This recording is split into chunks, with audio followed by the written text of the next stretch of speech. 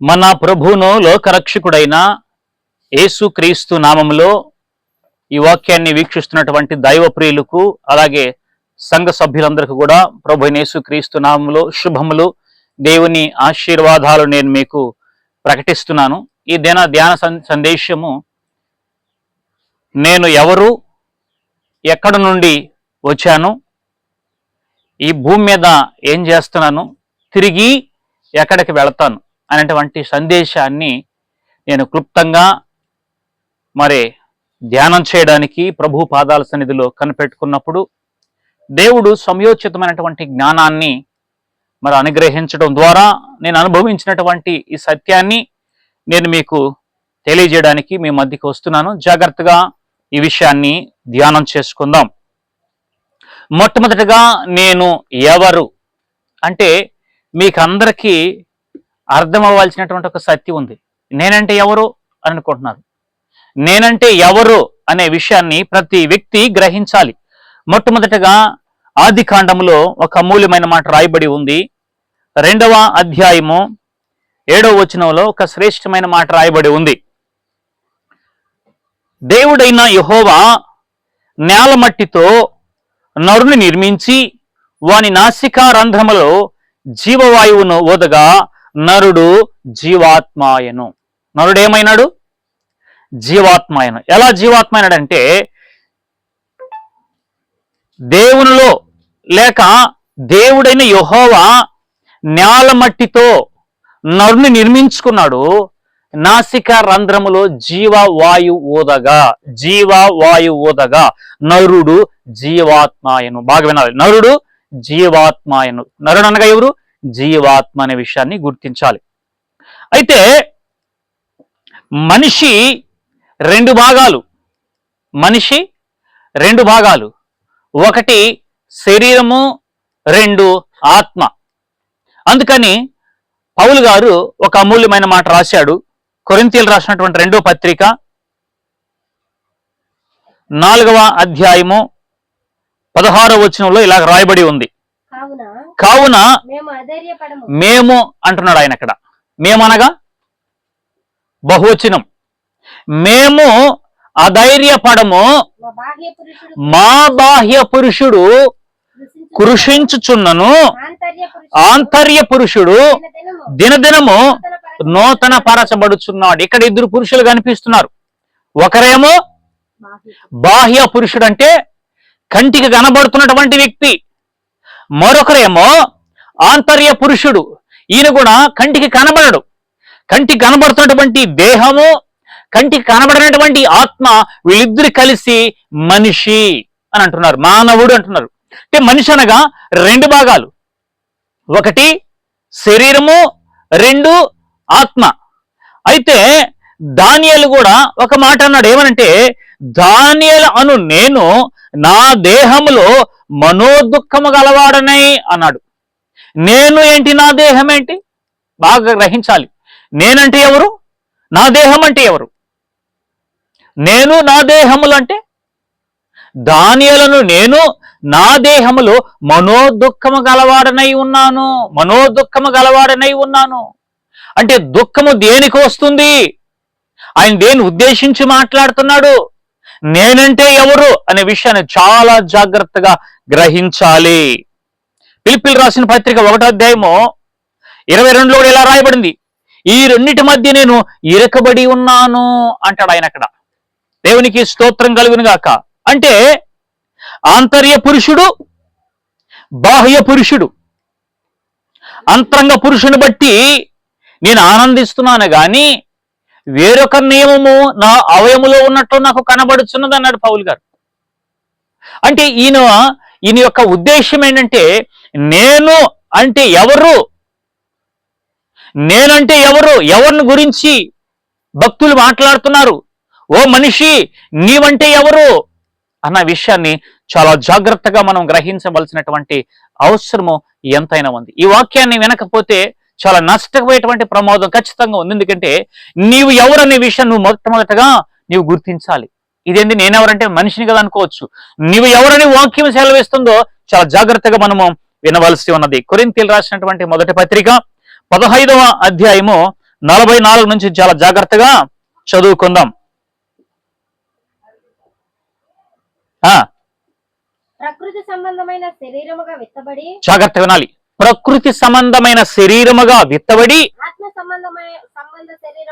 ఆత్మ సంబంధమ శరీరముగా లేపబడును.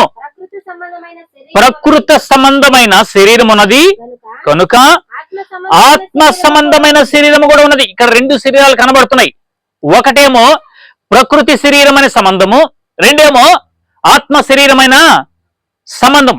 అంటే శరీరం అంటే ఇక్కడ ఏం కనిపిస్తుందంటే, నేను అనగా ఎవరయ్యా నీవంటే, నీవు అనగా ఒక ఆత్మని గుర్తించాలి. నీవంటే ఎవరు? ఒక ఆత్మ. ఎక్కడ నువ్వు ఉన్నావంటే, ఈ దేహం లేనప్పుడు నువ్వు ఎక్కడున్నావంటే నీ ఆత్మ దేవునిలో ఉన్నాయి. ఎక్కడున్నాయి? దేవునిలో ఉన్నావు. నీవంటి ఒక ఆత్మ దేవునిలో ఉన్నావు. దేవునిలో నుండి ప్రకృతి ద్వారా అనగా తల్లిదండ్రుల ద్వారా దేహాన్ని ధరించుకొని ఈ భూమి మీదకి వచ్చావు. దేవునిలో ఉన్న నీవు ఈ దేహంలోకి ఎలా వచ్చావంటే, తల్లిదండ్రుల ద్వారా దేవుడు నీకు దేహాన్ని ఇచ్చాడు. ఈ దేహంలో ఆత్మను పెట్టడానికి దేహాన్ని దేవుడు తయారు చేశాడు. దేవునికి స్తోత్రం కలుగుగాక. ఇప్పుడు నీవంటే ఎవరంటే ఆత్మ. ఎక్కడున్నా నీవంటే ఈ దేహములో నేను దాగి ఉన్నాను. ఎక్కడున్నావు నీవు? ఈ దేహములో దాగి ఉన్నాను.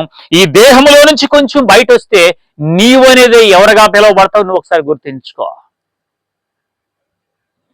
కింద వచ్చిన ఇందు విషయమై ఆదామును మొదటి మనుషుడు, జాగ్రత్తగా వినాలి, జీవించు ప్రాణి ఆయను. చాలు, దేవునికి స్తోత్రం కలిగిన గాక. అంటే మానవుడు 2 భాగాలని చెప్పాను కదా. ఒకటేమో దేవునిలో నుండి వచ్చింది, అదేనండి ఆంతర్య పురుషుడు, దేవునిలో నుండి వచ్చాడు. రెండోది బాహ్య పురుషుడు, తల్లిదండ్రుల ద్వారా, ఈ ప్రకృతిలో నుంచి తల్లిదండ్రుల ద్వారా మనకి అమర్చబడినటువంటి ఈ అమూల్యమైనటువంటి దేహం. ఈ అమూల్యమైన దేహము లోపల దేవుడు ఒక అద్భుతాన్ని దాచిపెట్టాడు. ఆ అద్భుతమే ఆత్మ. నీవంటే ఎవరిని నీకెప్పుడు తెలుస్తుందంటే, ఒక చనిపోయినటువంటి వ్యక్తి దగ్గరికి వెళితే నువ్వేంటి ఏంటో తెలుస్తుంది. ఈ మధ్య నేను ఒక చనిపోయినటువంటి వ్యక్తి దగ్గరకు నేను వెళ్ళాను. నన్ను చూడగానే చనిపోయినటువంటి వ్యక్తి ఒక భార్య నన్ను చూసి ఏడుస్తుంది. ఏమండి పాస్టర్ గారు వచ్చారు, లేండి, మమ్మల్ని అందరినీ వదిలేసి వెళ్ళిపోయినావా, వెళ్ళిపోయావా అని ఏడుస్తూ ఉంది. నేను అక్కడికి వెళ్ళి బాగా ఆలోచన చేశాను. వెళ్ళిపోయినావా అని చెప్తుంది. దేని గురించి చెప్తుంది? ఆయన అక్కడే పడుకొని ఉన్నాడు కదా. వెళ్ళిపోయినావా అని చెప్తుంది. ఏంది వెళ్ళింది ఏంటి అని అంటే, ఆత్మ వెళ్ళిపోయింది దేహాన్ని విడిచి. ఈ దేహాన్ని విడిచి ఆత్మ వెళ్ళిపోయింది. ఇంతకాలం జీవింపజేసింది ఏది? ఆత్మ. ఇంతకాలం మాట్లాడించింది ఏది? ఆత్మ. ఇంతకాలం నేను నడిపించింది ఏది? ఆత్మ. విలువైనది ఏది? ఆత్మ. శరీరము కేవలం నిష్ప్రయోజనమైనది అని వాక్యంలో రాయబడి ఉంది. శరీరం ఎలాంటిదంట? కేవలం నిష్ప్రయోజనమైనది.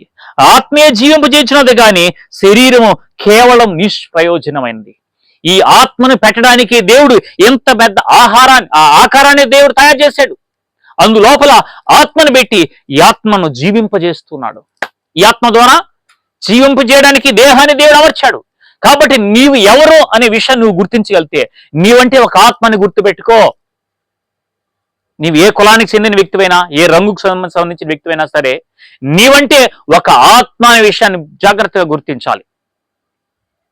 నీవనగా ఒక ఆత్మ. అయితే ఈ ఆత్మ ఎందుకు వచ్చావు భూమి మీదకి అనే విషయం జాగ్రత్తగా వినాలి. నీవనగా ఒక ఆత్మని నువ్వు గుర్తించాలి.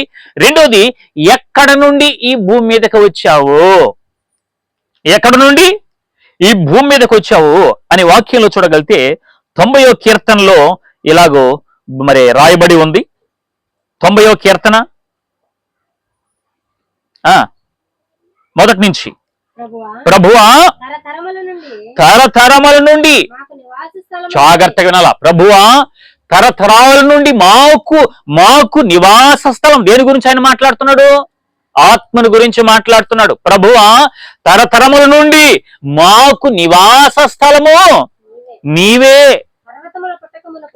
పర్వతములు పుట్టక మునుపు భూమిని లోకాన్ని నీవు పుట్టింపమనకు మనుషులు ఉన్నారా? లేదు. అందరూ ఎక్కడున్నారంట? వాళ్ళు యుగ యుగములు దేవుల్లో ఉన్న ఈ దేహాలన్నీ, ఆత్మలన్నీ కూడా ఈ ఆత్మలన్నీ కూడా దేవునిలో అమర్చబడి ఉన్నాయి.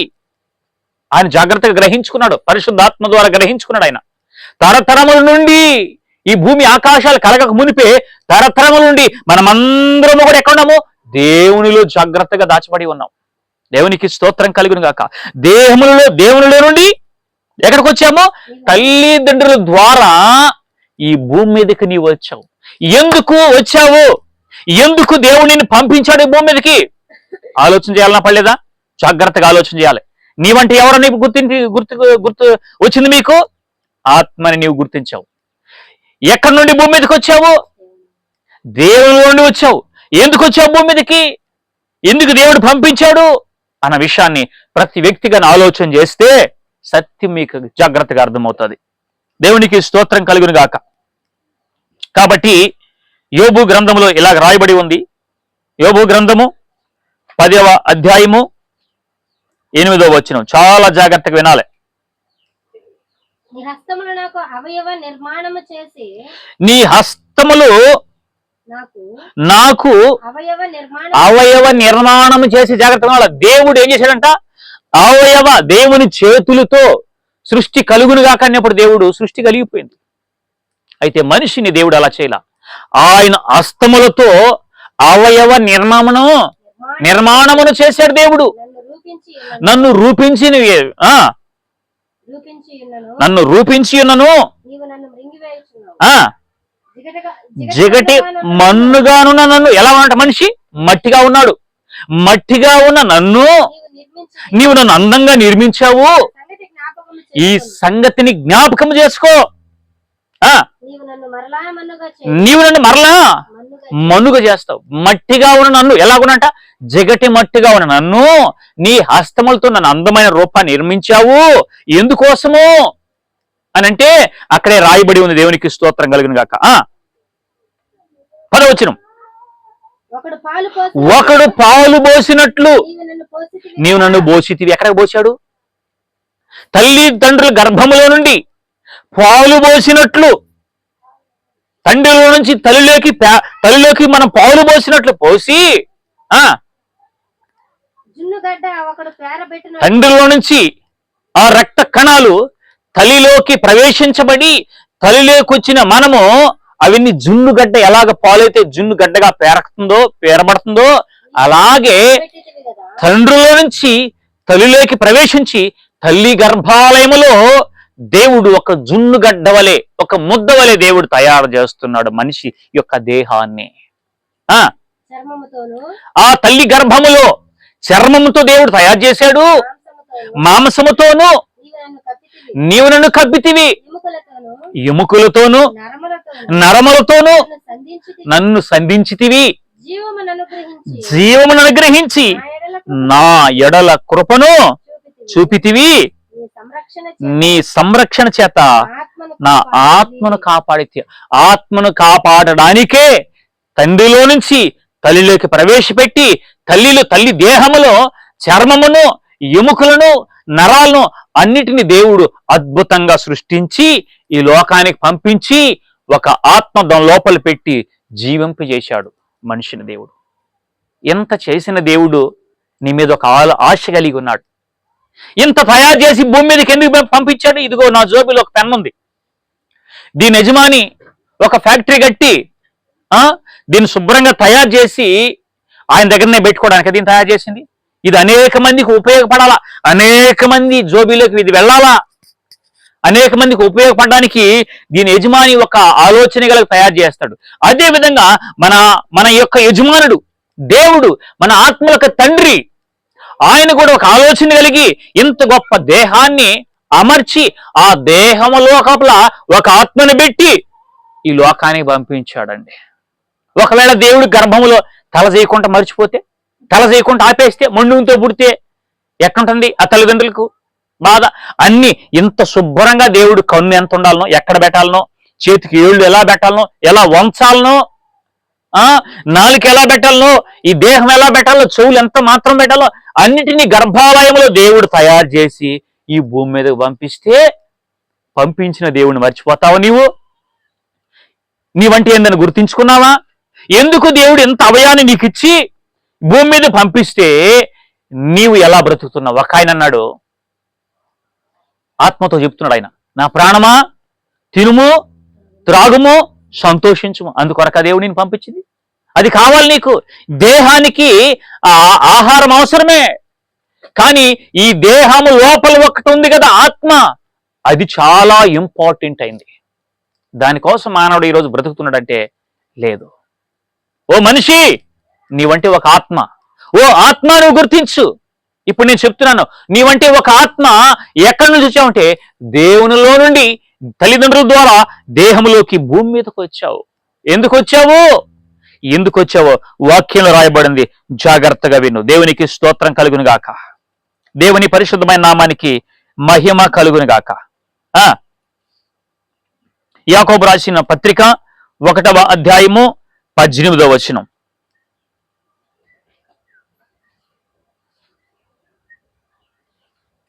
ఆయన తాను సృష్టించిన వాటిలో మనము ప్రథమ ఫలముగా ఉండునట్లు సత్యవాక్యము వలన మనలను తన సంకల్పం ప్రకారము కనెను. కన్నవాడేమవుతాడు? తండ్రి. ఆత్మలకు తండ్రి ఎవరు? దేవుడు. మన ఆత్మలకు తండ్రి దేవుడు. ఈ దేహానికి ఒకవేళ తండ్రి తల్లిదండ్రులే. ఈ దేహానికి తండ్రి ఎవరు? తల్లిదండ్రులే. తల్లిదండ్రుల ద్వారా ఈ దేహం వచ్చింది, దేవుని ద్వారా ఆత్మ వచ్చింది. ఇప్పుడు నువ్వు ఎక్కడి నుండి వచ్చావు భూమి మీదకి? ఎక్కడి నుండి వచ్చావంటే తల్లి గర్భంలో నుంచి వచ్చావంటావు. తల్లి గర్భంలో నుంచి వచ్చింది శరీరం మాత్రమే. అయితే విలువైనది శరీరమే, ఆత్మ విలువైంది. నీ ఆత్మ ఎక్కడ, నువ్వు ఆత్మ అనే విషయం గుర్తుంచుకోవాలి. నువ్వంటే ఎవరను? ఆత్మ అనే విషయం జాగ్రత్తగా గుర్తించు. నువ్వు ఎక్కడి నుండి వచ్చావంటే దేవునిలో నుండి ఈ భూమి మీదకి వచ్చాను. దేవుడు ఎక్కడున్నాడు? పరలోక రాజ్యంలో. నువ్వెక్కడు? ఆత్మ ద్వారా పరలోకములో నుండి ఈ భూమి మీదకి నువ్వు కూడా ఎత్తబడ్డావు. దేవునికి స్తోత్రం కలుగును గాక. పరలోకములో నుండి ఈ భూమి మీదకు దేవుడు నిన్ను పంపించాడు. కాబట్టి చాలా జాగ్రత్తగా ఈ విషయాన్ని మనము గ్రహించవలసి అవసరము ఎంతైనా ఉంది. దేవునికి స్తోత్రం కలుగును గాక. కాబట్టి నీవనగా ఒక ఆత్మ ఎక్కడి నుండి భూమి మీదకి వచ్చావంటే, నేను దేవునిలో నుండి ఈ దేహంలోకి వచ్చాను. ఎంత గొప్ప దేహాన్ని దేవుడు నాకు అనుగ్రహించాడు, ఎంత గొప్ప భాగ్యాన్ని దేవుడు నాకు అనుగ్రహించాడు. మూడో విషయం నేను చెప్తున్నాను. మొదటేమో నీవెవరనగా ఒక ఆత్మ. రెండోది ఎక్కడి నుండి వచ్చావంటే దేవునిలో నుండి తల్లిదండ్రుల ద్వారా ఈ భూమి మీదకి వచ్చావు. ఇప్పుడు మూడో విషయము, ఏమి భూమి మీదకి వచ్చిన నీవు ఏం చేస్తున్నావు? భూమి మీదకి వచ్చిన నీవు ఏం చేస్తున్నావు?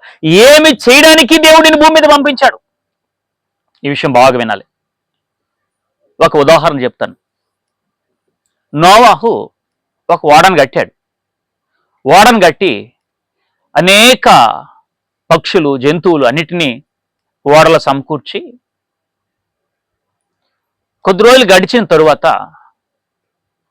ఆ వర్షపు నీరు ఎంత ఉందో చూడడానికి ఒక పావురాన్ని, లేక ముందుగా ఒక కాకిని పంపించాడు. తర్వాత పావురాన్ని వదిలిపెట్టాడు. ఆయన పంపించిన ఉద్దేశం ఒకటి ఉంది. ఎందుకు పంపించాడు? ఆయన ఆ ఓడలో నుండి ఆ కాకిని కావచ్చు, పావురాన్ని కావచ్చు పంపించిన ఉద్దేశం ఏమిటి? ఆ వాతావరణం ఎలా ఉందో దాని అంతటిని చూసుకొని తిరిగి రావాలి, పంపించిన ఆయన దగ్గరకు రావాలి. ఆ ఉద్దేశముతో నోవాహు గారు పంపించాడు. అదే ఉద్దేశముతో దేవుడు ఈ లోకాన్ని పంపించాడు నిన్ను. ఎందుకో తెలుసా? పరలోకములో ఆత్మలుగా ఉన్న నిన్ను ఇంత దేహాన్నిచ్చి నీవు రావడానికల్లా ముందు ఈ ప్రకృతిని, నీకు ఏదేది అవసరమో చెట్లు, గాలి అన్నిటిని సమకూర్చి తర్వాత నిన్ను ప్రథమ ఫలముగా సమకూర్చి ఈ భూమి మీదకి పంపించాడు దేవుడు. ఎందుకొరకు గుర్తించావా ఓ మనిషి? నీ మీద ఒక ఆలోచన కలిగి ఉన్నాడు దేవుడు. నీ మీద ఒక మంచి ప్రణాళిక కలిగి ఉన్నాడు. అది ఏంటో తెలుసా? ఎందుకు పంపించాడు తెలుసా? ఈ భూమి మీదకు సత్క్రియలు చేయడానికి పంపించాడు దేవుడు. నీ దేహం కొరకు ఆహారాన్ని సంపాదించుకుంటూ, కుటుంబాన్ని కట్టుకుంటూ, అందులోపల దాగినటువంటి ఆత్మ ఉంది కదా, ఆ ఆత్మ ద్వారా ఆ ఆత్మ ద్వారా ఈ దేహాన్ని దేవుడు ఎందుకైతే అమర్చాడో తిరిగి ఆ ఆత్మ లేక ఈ శరీరము దేవుని పోలికను ధరించుకొని తిరిగి మళ్ళా దేవుడి దగ్గరికి వెళ్ళడానికే దేవుడు ఈ లోకానికి పంపించాడు. ఈ లోకానికి పంపించడానికల్లా ఉద్దేశం ఏంటంటే మంచి క్రియలు చేయడానికి పంపించాడు ఈ దేవుడు ఈ లోకంలోకి నిన్ను. ఏంట మంచి క్రియలు? వాక్యంలో రాయబడి ఉంది. ఎఫెసీ రాసిన పత్రిక 2వ అధ్యాయము 10వ వచనం చదవండి. 2వ అధ్యాయము 10వ వచనం. మరియు వాటి యందు మనము నడుచుకొనవలెనని. ఏటి యందు? మరియు వాటి యందు. ఏటి యందు? దేవుడు ఎందు నిమిత్తమైతే ఈ భూమి మీదకి నేను పంపించాడో వాటి యందు జాగ్రత్తగా మనమందరం కూడా నడుచుకోవడానికి పంపించాడు. ఏంటి అది? దేవుడు ముందుగా సిద్ధపరిచిన సత్క్రియలు చేయుటకై. దేవుడు ముందుగా సిద్ధపరిచిన సత్క్రియలు చేయుటకై మనము క్రీస్తు యేసునందు సృష్టించబడిన వారమై ఆయన చేసిన పని అయి ఉన్నాము. సత్క్రియలు చేయడానికి భూమి మీదకి వచ్చావు నీవు. ఏదో సంపాదించుకోవడానికో ఏదో అనుభవించడానికి కాదు. నిన్ను పంపించిన దేవుడు, నిన్ను పుట్టించిన దేవుడు నీ మీద ఒక ప్రణాళిక కలిగి, నీ మీద ఒక మంచి ఆలోచన కలిగి, నీ మీద ఒక మంచి ఉద్దేశం కలిగి ఈ లోకానికి పంపిస్తే కాకి ఏం చేసిందంటే ఈ లోకానికి నోవహు ద్వారా పంపించినప్పుడు ఈ లోకాన్ని చూసుకుంటూ అక్కడే తిరుగుతూనే ఉంది. కానీ పంపించిన దగ్గర మళ్ళీ వెళ్ళలా. ఇదే శాశ్వతం అనుకున్నది. నీవు కూడా దేవుడు నిన్ను పంపించాడు దేహంలోకి. ఈ దేహము శాశ్వతమైనది కాదు. కంటికి కనబడుతున్నటువంటి ఈ ప్రకృతి భవనాలన్నీ శాశ్వతమైనది కాదు. దీని వెనకాల ఒక దేవుని యొక్క ఉద్దేశం ఏంటి తెలుసా? ఏ దేవుడైతే నిన్ను భూమి మీదకి పంపించాడో నీ దేహాన్ని ధరించుకొని ఈ భూమి మీద సత్క్రియలు చేసి నీతిగా బ్రతికి తిరిగి దేవుడి దగ్గర రావాలన్నది దేవుని యొక్క సంకల్పము, ఆయన యొక్క ఉద్దేశము. ఏంటి ఈ సత్క్రియ? ఏంటి ఈ సత్క్రియ? భూమి మీద ఏముంది సత్క్రియ? ఫిలిప్పీలు రాసిన పత్రిక 1వ అధ్యాయం 3వ వచనంలో అక్కడ ఒక మాట రాయబడి ఉంది. ఫిలిప్పీ 1:3. ఈ భూమి మీద సత్క్రియ అనగా ఏంటి? మంచి కార్యాలు ఏముంది? కొందరు అంటారు దాన ధర్మాలు చేస్తే మోక్షం వెళ్తామని, అన్నదానాలు చేస్తే మోక్షం వెళ్తామని. ఇవన్నీ కూడా శరీరానికి సంబంధించిందే. అయితే దీన్ని దానం అని చెప్పడానికి కాదు, కానీ ఇది అమూల్యమైన సత్యం ఏంటో తెలుసా? ఇక్కడ రాయబడి ఉంది. ఫిలిప్పీ 1:3. మొదటి దినము నుండి ఇది వరకు సువార్త విషయములలో మీరు నాతో పాలువారై ఉండట చూచి మీలో ఈ సత్క్రియను ఆరంభించిన వాడు యేసుక్రీస్తు దినము వరకు దాన్ని కొనసాగించునని రూఢిగా నమ్ముచున్నాడు. దేవునికి స్తోత్రం కలుగును గాక. దేవునికి పంపించాడు భూమి మీదకి సత్క్రియ చేయడానికి. ఈ భూమి మీద నువ్వు చేసే దానము సత్క్రియ విలువైంది ఏంటంటే సువార్త. నువ్వు ఎందుకు కొరకు వచ్చావు భూమి మీదకి? దాన్ని నువ్వు గుర్తించకపోతే నష్టపోయే ప్రమాదం ఉంది. చాలా నష్టపోయే ప్రమాదం ఉంది. సువార్తనగా మంచి వార్త. ఏంటి మంచి వార్త? నిన్ను ఏ దేవుడు పుట్టించాడో ఆ దేవుడు నువ్వు గుర్తించాలి. ఏ దేవుడిని పుట్టించాడో ఆయన యొక్క ఆలోచనలేంటి, ఆయన క్రమాలేంటి, ఆయన విధులేంటి, ఆయన ఆజ్ఞలేంటి, అవన్నీ నువ్వు జాగ్రత్తగా గుర్తించి గ్రహించి అలాగా నడుచుకుంటే మళ్ళా తిరిగి నువ్వు దేవుడి దగ్గరికి వెళతావు సుమా. అందుకొరకే దేవుడు ఈ లోకానికి నిన్ను పంపించాడు. ఎక్కడి నుండి వచ్చావు నువ్వు భూమి మీదకి? దేవుని నుండి. ఏం చేయడానికి వచ్చావు భూమి మీదకి? సత్క్రియలు చేయడానికి. సత్క్రియలు అనగా సువార్త ప్రకటించడం. నీ కొరకు దేవుడు ఈ లోకానికి వచ్చాడు, చనిపోయినాడు, సమాధి చేయబడ్డాడు, 3వ దినం తిరిగి దేవుడు లేచాడు అన్న విషయము నీవు గుర్తించగలిగితే, ఈ సత్యాన్ని నువ్వు గుర్తించుకోగలిగితే, ఈ సత్యాన్ని నువ్వు ఆలోచించగలిగితే నీకు సృష్టికర్త అనే దేవుడు ఎవరు తెలుస్తాడు. ఎందుకు వచ్చావు భూమి మీదకి తెలుస్తుంది. ఇంతకు దేవుడు మనిషిని కలగజేసిన ఉద్దేశం ఏమిటి? సువార్తను ప్రకటించడానికి. అందుకని అపోస్తుడైనటువంటి పౌలు గారు గలతీయులకు రాసిన పత్రిక 1వ అధ్యాయం 15వ వచనంలో ఆయన ఎందుకు వచ్చాడో గుర్తించుకోగలిగినాడు. దేవునికి స్తోత్రం కలుగుగాక. అయ్యో ఈ దేహాన్ని దేవుడు నాకు ఎందుకు ఇచ్చాడు? నేను ఎక్కడి నుండి భూమి మీదకి వచ్చాను? ఏం చేయడానికి దేవుడిని పంపించాడు? పౌలు గారు దాన్ని గుర్తించాడు, దాన్ని పట్టుకున్నాడు, అలాగ బ్రతికాడు. గలతీ 1:15. అయినను తల్లి గర్భమునందు పడినది మొదలుకొని జాగ్రత్తగా వినాలి. ఏమంటున్నాడు ఆయన? అయినను తల్లి గర్భములో పడినది మొదలుకొని జాగ్రత్త వినాలి. ఎక్కడ నుండి వచ్చాం మనం? దేవునిలో నుంచి దేహంలోకి వచ్చాం కదా. తండ్రి ద్వారా తండ్రిలో నుంచి తల్లి గర్భంలోకి ప్రవేశపెట్టాడు దేవుడు. తల్లి గర్భములో దేవుడు అవయ నిర్మాణాన్ని జరిగించి తల్లి గర్భమునందు పడినది మొదలుకొని ప్రత్యేకపరిచాడు. తండ్రిలో నుంచి తల్లిలోకి కొన్ని వేల కణాలు వస్తాయి, 1,00,000 కోట్ల కణాలు వస్తాయి. అయితే అన్ని కణాలన్నీ లోపలికి వెళ్ళవు, తల్లి గర్భములోకి వెళ్ళవు, ఒక్కటే వెళుతుంది, మిగతా అన్ని చచ్చిపోతాయి. కోట్ల కణాలలో ఒకే ఒక కణము తండ్రిలో నుంచి తల్లిలోకి ప్రవేశపెట్టాడే. ఆ చిన్న కణం, ఆ క్రిము ఇంత గొప్ప దేహాన్నిచ్చి అవయ నిర్మాణాన్ని దేవుడు చేర్చి అన్నిటినీ కరెక్ట్గా సమకూర్చి ఈ భూమి మీద పంపిస్తే నిన్ను కన్నా తల్లిదండ్రులు మరచి దేహాన్ని లేక ఆత్మని ఇచ్చినటువంటి దేవుణ్ణి మరచి నీవి ఇష్టం వచ్చినట్టు బ్రతికి జీవిస్తే నీకు పరలోక రాజ్యం ఎలా సొంతమవుతుంది? దేవుడిని రాజ్యం నీకు ఎలా దొరుకుతుంది? ఈ విషయం గుర్తించు. ఓ మనిషి, ఈ విషయాన్ని గుర్తించు. కాబట్టి ఎందుకు దేవుడు మనల్ని ప్రత్యేకపరిచాడు? తన కృప చేత నన్ను మిమ్మల్ని అందరినీ పిలిచిన దేవుడు. ఈ వాక్యాన్ని వింటున్న దేవుడు బిడ్డ, నిన్ను పిలిచిన దేవుడు, నీవు నేను మనమందరం అన్యజనులలో తన కుమారుణ్ణి ప్రకటించడానికి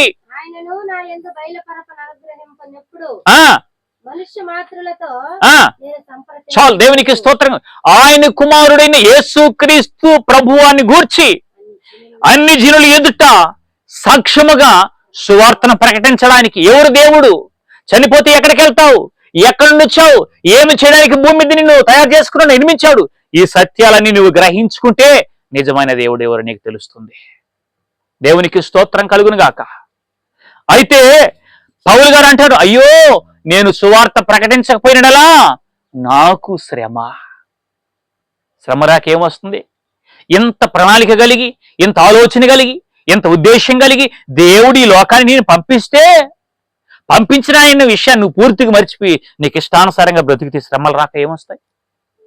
నీకు ఇష్టానుసారంగా జీవిస్తే శ్రమలు రాక ఏమొస్తాయి? అయ్యో సువార్త ప్రకటించకపోతే నాకు శ్రమ. ఓ లోకంలో ఉన్న ప్రపంచమా, సృష్టికర్త అనే దేవుడు తెలుసుకోకపోతే శ్రమ. నిన్ను పంపించిన దేవుడు ఎవరో తెలుసుకోకపోతే శ్రమ. దాన్ని తెలుసుకో, సత్యాన్ని గ్రహించు, సత్యాన్ని నేర్చుకో. దేవుని నామానికి స్తోత్రం కలుగును గాక. ప్రభు అయిన యేసుక్రీస్తు వారు ఆయన కూడా శరీరంతో భూమి మీదకి వచ్చినప్పుడు ఆయన కూడా దేవుడితో ప్రార్థన చేస్తున్నాడు. తండ్రి, నీవు నాకు అప్పగించిన పని ఈ భూమి మీద సంపూర్తిగా నెరవేర్చి ఈ భూమి మీద నిన్ను మహిమపరిచితిని అని దేవుడు, తండ్రి అయినటువంటి దేవుడు ప్రభు అయిన యేసుక్రీస్తుని దేవుణ్ణి ఈ లోకానికి పంపించిన ఉద్దేశం ఏంటో ఆయన కూడా దాన్ని గుర్తించి ఆయనకు దేవుడు ఆపగించిన పని అంతటిను చేసి ఈ భూమి మీద దేవుణ్ణి మహిమపరిచి తిరిగి ఆయన పరలోక రాజ్యానికి వెళ్ళాడు. ఏ రీతిగా అయితే ఆయన పరలోక రాజ్యానికి వెళ్ళాడో మరలా రాబోతున్న వాళ్ళందరినీ తీసుకెళ్ళడానికి నీవు ఒక ఆత్మగా ఉండి దేవునిలోంచి ఈ భూమి మీదకి వచ్చి మంచి సత్క్రియలు చేయడానికి ఈ భూమి మీదకి వచ్చిన నీవు తిరిగి మళ్ళా వెళ్ళబోతున్నావు. తిరిగి ఎక్కడికి వెళ్ళబోతున్నావో గుర్తించుకో. ఎక్కడికి వెళ్ళబోతున్నావో గుర్తించుకో. దానికన్నా ముందు ఎందుకు వచ్చావు భూమి మీదకనంటే సత్క్రియలు చేయడానికి. ఏంటి ఆ సత్క్రియలు? నిజమైన దేవుడిని గురించి ప్రజలకు తెలియజేయడానికి. సత్యమైన దేవుడు ఎవరో ఆయన గురించి ప్రజలకు తెలియజేయడానికి ఈ భూమి మీదకి నీవు నేను మనమందరం రావడం జరిగింది. దేవునికి స్తోత్రం కలుగును గాక. అయితే చివరిగా 3వ పాయింట్ నేను చెప్తున్నాను. తిరిగి ఈ భూమి మీదకి వచ్చావు కదా, ఎంతకాలం నీ ఆయుష్ తెలియదు, కానీ నీ ఆయుష్ లేక దేవుడిని పిలుచుకోక మునిపే నువ్వెందుకు వచ్చావు దాన్ని గుర్తించి ఆ పనిగా నువ్వు చేయగలిగితే తిరిగి మళ్ళా దేవుడి దగ్గరికి వెళతావు. అయితే నీ ఆత్మ ఎక్కడికి వెళ్తుందో జాగ్రత్తగా వాక్యంలో రాయబడి ఉంది. యెర్మీయా గ్రంథము 21వ అధ్యాయము 8వ వచనం. ఈ ప్రజలతో నీవిట్లనుము, ఈ ప్రజలతో వీళ్ళకి చెప్పు, యెహోవా సెలవిచ్చినదేమనగా, యెహోవా సెలవిచ్చినదేమనగా, జీవ మార్గమును ఇదిగో జాగ్రత్త వినాలి. ఒకటేమో జీవ మార్గము, మరణ మార్గమును 2 మరణ మార్గము నేను మీ ఎదుట పెట్టుచున్నాను. నీ ఎదుట నేను పెట్టుచూ ఉన్నాను. ఒకటేమో జీవ మార్గము, రెండోదేమో మరణ మార్గము. ఒకటి నీ ఆత్మను జీవింపజేసే మార్గము, ఆ మార్గమే మోక్ష రాజ్యము, ఆ మార్గమే నిత్య జీవము, ఆ మార్గమే పరలోక రాజ్యము, ఆ మార్గమే దేవుడి నివాసం చేసేటువంటి ప్రత్యేకమైన మహిమ కలిగిన రాజ్యం. ఆ రాజ్యంలో నుంచి ఈ భూమి మీదకి వచ్చావు, దేహంలోకి వచ్చావు. తర్వాత తిరిగి దేవుడి దగ్గరికి వెళ్ళాలంటే 2 మార్గాలు ఉన్నాయి. 2 మార్గాలు. ఒకటేమో జీవ మార్గము, మరొకటేమో మరణ మార్గము. దేవుడు చెప్పిన పనిని గుర్తించి ఎందుకు దేవుడు పంపించాడు దాన్ని ఆలోచన చేసి దేవుడు చెప్పిన ప్రకారం నడిస్తే జీవ మార్గంలోకి వెళ్తావు. ఈ దేహానికి వచ్చిన నీవు నీ స్థానుసారంగా బ్రతికితే ఈ దేహమే శాశ్వతం అనుకొని, ఈ లోకమే శాశ్వతం అనుకొని, ఈ కంటి కనబడుతున్న వాటన్నిటిపైన ఆశించుకొని బ్రతికితే ఏదో ఒక రోజు నీవు కూడా వెళ్ళవలసి ఉన్నది. సృష్టికర్త అని దేవుడు తెలుసుకోకపోతే, నీవు దేవుడిని ఎందుకు పంపించాడు ఈ భూమి మీద దాన్ని నువ్వు తెలుసుకోకపోతే మరణ మార్గం వెళ్ళవలసిన అవసరం ఖచ్చితంగా ఉంది. అదేనండి, అగ్ని ఆరదు, పురుగు చావదు. ఇదేనిది, అగ్నిలో పురుగేస్తే సావుకుంటూ ఉంటుంది అనుకోవచ్చు. అగ్ని ఆరదు, పురుగు అనగా నీ ఆత్మ. పురుగు అంటే ఏంది? నీ ఆత్మ. ఈ ఆత్మ దేవునిలో నుంచి వచ్చిన ఆత్మ నీతిగా బ్రతికి ఆ దేవుని యొక్క స్వరూపం ధరించుకొని మళ్ళా తిరిగి దేవుడి దగ్గరికి వెళ్ళాలా. వెళ్ళడానికే దేవుడు ఒక సంఘాన్ని ఏర్పాటు చేశాడు. గ్రంథాన్ని దేవుడు, సృష్టికర్తని దేవుడు గ్రంథాన్ని దేవుడు చేతికిచ్చాడు. ఈ గ్రంథములో ఆయన మాటలేంటో, ఈ గ్రంథములో ఆయన సత్యమేంటో, ఈ గ్రంథములో ఎలా బ్రతకాలి మనిషి, ఈ గ్రంథములో ఎలా జీవించాలో దేవుడు రాయిచి మనిషి చేతికి దేవుడిచ్చి, ఎంత మాత్రమే కాదు ఒక సంఘాన్ని, అద్భుతమైన సంఘాన్ని దేవుడు కట్టించి ఒక సేవకుని పెట్టి సత్యమైన మాట అందిస్తున్నాడే. ఎక్కడైనా నువ్వు వినకపోతే, నీ మనసును మార్చుకోకపోతే, ఓ ఆత్మ, నీ ఆత్మ నరకానికి వెళుతున్న జాగ్రత్త, గుర్తించుకో. మనిషి 2 మార్గాల గుండా ప్రయాణం చేయవలసింది. ఒకటేమో జీవ మార్గము, మరొకటేమో మరణ మార్గము. అందుకని యోహాను సువార్త 5వ అధ్యాయము 27 ఆడొక మాట రాయబడి ఉంది. ఒకసారి చదవండి. యోహాను సువార్త 5వ అధ్యాయము 27వ వచనం. మరియు ఆయన మనుష్య కుమారుడు గనుక తీర్పు తీర్చుటకు అధికారం అనుగ్రహించును. దీనికి ఆశ్చర్యపడకుడి. ఒక కాలం వచ్చుచున్నది, ఒక కాలం వచ్చుచున్నది, ఆ కాలమున సమాధులలో ఉన్న వారందరూ ఆయన శబ్దము విని ఇదిగో మేలు చేసిన వారు జీవ పునరుద్ధానం, ఎక్కడికి వెళ్తారంట? మేలు చేసిన వారు జీవ పునరుద్ధానమును, కీడు చేసినటువంటి వారు తీర్పు పునరుద్ధానమును బయటికి వస్తారు. దేవునికి స్తోత్రం కలుగును గాక. మేలు చేసినటువంటి వారు జీవ పునరుద్ధానానికి వెళ్తారు, కీడు చేసిన వారేమో తీర్పు పునరుద్ధానానికి వెళ్తారు. ప్రతి వ్యక్తికి తీర్పు ఉంది. ఏమండి, ఈ దేహముతో ఒక చిన్న తప్పు చేస్తే ఈ దేహాన్ని శిక్షించడానికి గవర్నమెంట్ ఒక చట్టం పెట్టింది, ఒక సెరసాలు పెట్టింది శిక్షించడానికి. అయితే ఆత్మ ఉంది కదా, ఆత్మను కూడా శిక్షించడానికి మరొక న్యాయపీఠం ఉంది. నీ ఆత్మ శిక్షలోకి వెళ్ళకూడదు అనడానికి దేవుడు వాక్యాన్ని రాయించి ఈ భూమి మీదకి నేను పంపించి ఇంత గొప్ప దేహాన్ని దేవుడు నీకు అనుగ్రహించాడు కదా. ఆలోచన చేయమా ఓ మనిషి, ఆలోచన చేసుకో. ఎందుకనగా తాను జరిగించిన క్రియలు అవి మంచివైనా సరే చెడ్డవైనా సరే ప్రతి వాడు క్రీస్తు న్యాయపీఠము దగ్గర ప్రత్యక్షం కావలసి ఉన్నది, ప్రతి వారు లెక్క చెప్పవలసి ఉన్నది. కాబట్టి దేహములో నుంచి వచ్చిన మనము ఈ భూమి మీదకి తల్లిదండ్రుల ద్వారా భూమి మీదకి వచ్చాం.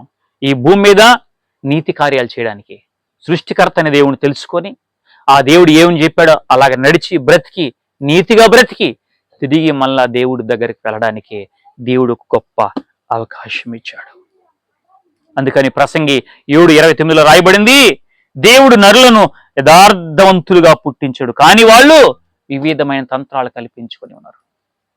ప్రసంగి 12 రాయబడింది, మన్ననేది వెనకటి వలె మరలా భూమికి చేరును, తాను దయచేసిన ఆత్మ తిరిగి మరలా దేవుని యొద్దకు చేరును, దేవుని యొద్దకు చేరును.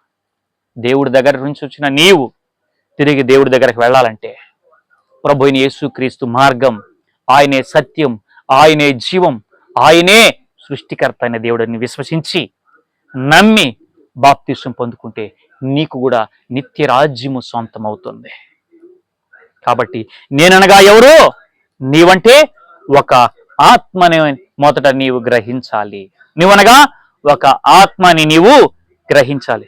రెండోది, ఎక్కడి నుండి వచ్చావు నువ్వు భూమి మీద కంటే దేవునిలో నుండి తల్లిదండ్రుల ద్వారా నేను ఈ భూమి మీదకి వచ్చి తిని. ఎందుకు వచ్చావు నువ్వు భూమి మీదకి? రెండు, ఎందుకు వచ్చావంటే ఈ భూమి మీదకి ఎందుకు వచ్చావంటే నీతి క్రియలు, సత్క్రియలు చేయడానికి ఈ భూమి మీదకి దేవుడిని పంపించాడు. తిరిగి మళ్ళా ఎక్కడికి వెళతావంటే తిరిగి మళ్ళా దేవుడున్న లోకానికి నేను వెళ్ళాలి. ఆ దేవుడున్న లోకానికి నువ్వు వెళ్ళాలంటే ప్రభు అయిన యేసుక్రీస్తునందు విశ్వాసం ఉంచి, సృష్టికర్తని దేవుడు ఆయనను నమ్మి విశ్వసించి తెలుసుకుంటే నీ పాపాలన్నీ క్షమించబడతాయి. దేవుడు నిన్ను మోక్ష రాజ్యానికి తీసుకుని వెళ్తాడు. కాబట్టి ఈరోజు మానవుడు భ్రమలో బ్రతుకుతున్నాడు, దృశ్యమైన వాటిని చూసుకుంటూ బ్రతుకుతున్నాడు. ఈ కంటి కనబడేది ఈ దేహము దృశ్యమైనది, లోపల ఉన్నటువంటి ఆత్మ అదృశ్యమైనది. ఈ ప్రకృతి దృశ్యమైనది, ప్రకృతి లోపల తిరుగుతున్నటువంటి ఒక ఆ గాలి అదృశ్యమైనది. అది కంటికి కనబడదు, దాని శబ్దం మనం వింటమే కానీ దాన్ని మనము పట్టుకోలేము. కాబట్టి నా ప్రియమైనటువంటి దేవుని బిడ్డలారా, క్షయమైనది ఉంది, అక్షయమైనది ఉంది, మత్స్యమైనది ఉంది, అమత్స్యమైనది ఉన్నది, జీవమైనది ఉన్నది, నిర్జీవమైనది ఉన్నది. కాబట్టి కొందరు అంటారు ఆత్మహత్య చేసుకొని చనిపోయినాడు అంటారు. చనిపోయిన వ్యక్తి ఆత్మహత్య చేసుకున్నాడంట. హత్య జరిగింది దేనికి? ఆత్మకు, శరీరానికి కాదు కదా. అయితే ఏమనుకుంటారు మనుషులు? ఆయన ఆత్మహత్య చేసుకున్నాడు అంటారు. జరిగింది హత్య శరీరానికి, కానీ మరి ఆత్మ ఏం జరిగింది? ఆత్మ వెళ్ళిపోయింది దేవుడి దగ్గరకు. కానీ ఆత్మహత్య అంటారు. వాస్తవమే అది. నీ వంటి ఒక ఆత్మని విషయాన్ని నువ్వు గుర్తుంచుకోగలిగితే, ఎందుకు వచ్చావు నువ్వు గుర్తుంచుకోగలిగితే, ఏమి చేయమన్నాడు దేవుడి భూమి మీద నువ్వు గుర్తుంచుకోగలిగితే తిరిగి మళ్ళా నువ్వు దేవుడి దగ్గరికి వెళ్తావు. నా ప్రియమైన దేవుని బిడ్డలారా, ఈ వాక్యాన్ని ముగించే ముందు నీవని ఒక ఆత్మ నీవు గుర్తించాలి. దేవునిలో నుండి భూమి మీదకి వచ్చావని గుర్తించాలి. ఎందుకు దేవుడు నేను భూమి మీద పంపించాడు అనే విషయం గుర్తించాలి. తిరిగి ఎక్కడికి వెళ్తానన్న విషయం నీవు గుర్తించుకోగలిగితే ఆ సృష్టికర్త అయిన దేవుడు, ఆయన కృప, ఆయన కనికరము, ఆయన సమాధానం నా దేవుడు నిండుగా మెండుగా మీకు దేవుడు అనుగ్రహించునుగాక. ఆమేన్. ఈ వాక్యాన్ని చూస్తున్నటువంటి దేవుని బిడ్డలకు మరొకసారి హృదయపూర్వకమైన వందనాలు తెలియజేస్తున్నాను. ఈ వాక్యం విన్న నీవు ఇతరులకు షేర్ చేసి సబ్స్క్రైబ్ చేసుకొని మమ్మల్ని ఎంతగానో బలపరుస్తున్న మీకు అందరికీ ప్రభు పేరిట దేవుని ఆశీర్వాదాలు ప్రకటిస్తున్నాను. May God bless you. దేవుడు మిమ్మల్ని మరొకసారి దీవించి ఆశీర్వదించునుగాక.